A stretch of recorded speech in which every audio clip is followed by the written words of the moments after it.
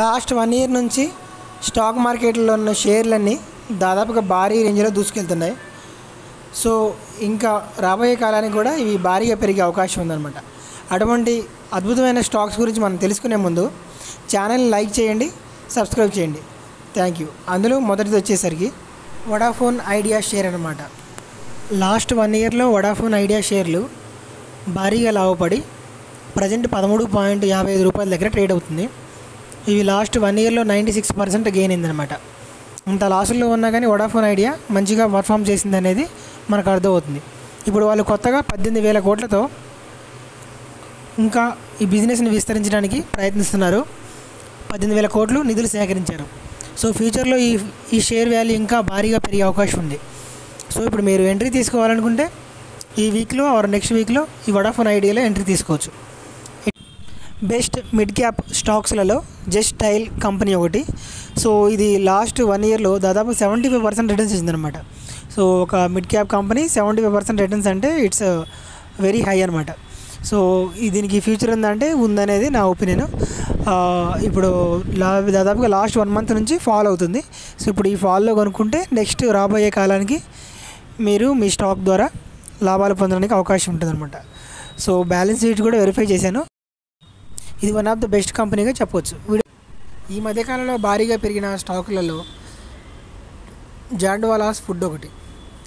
ఇది గడిచిన 1 మంత్లో 61% పెరిగిందనమాట.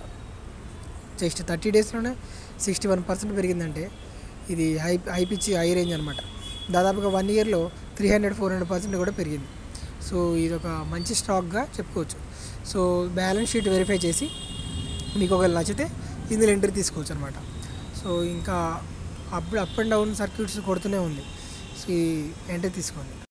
లోక్సభ ఎలక్షన్స్ ఎగ్జిట్ పోల్ కారణంగా టుడే అదానీ స్టాక్స్ దాదాపుగా 10%, 18% పెరిగాయి. ఇవి ఇంకా పెరిగే అవకాశం ఉంది. ప్రముఖ డిఫెన్స్ అండ్ వెపన్ తయారీ కంపెనీ జెన్ టెక్నాలజీస్. సో ఈ షేర్ దాదాపుగా 1 మంత్ నుంచి దూసుకు వెళ్తుంది. సో ప్రజెంట్ 1292 రూపీస్ దగ్గర ట్రేడ్ అవుతుంది.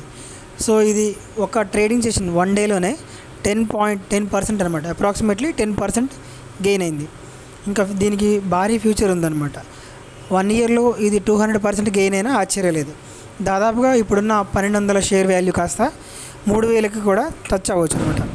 సో రాబోయే కాలం అంతా డిఫెన్స్ టెక్నాలజీ షేర్లు బాగా పెరగబోతాయి కాబట్టి దీంట్లో ఎంట్రీ తీసుకోవచ్చు. Thank you. ఇస్తున్న మరొక స్టాక్ ఏంటంటే హెరిటేజ్ ఫుడ్స్. ఇది దాదాపుగా 5 డేస్లోనే 55% లాభాలు ఇచ్చింది.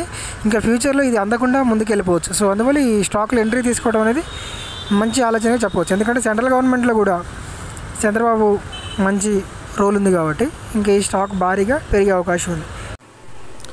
బ్యాంక్ షేర్లలో దాదాపుగా చాలా తక్కువ ధరకి మనకు దొరికే షేర్ ఏంటంటే ఎస్ బ్యాంక్. సో ఇది ప్రజెంట్ 23 రూపీస్ దగ్గర ట్రేడ్ అవుతుంది. దీనికి రాబోయే కాలంలో మంచి ఫ్యూచర్ ఉంది.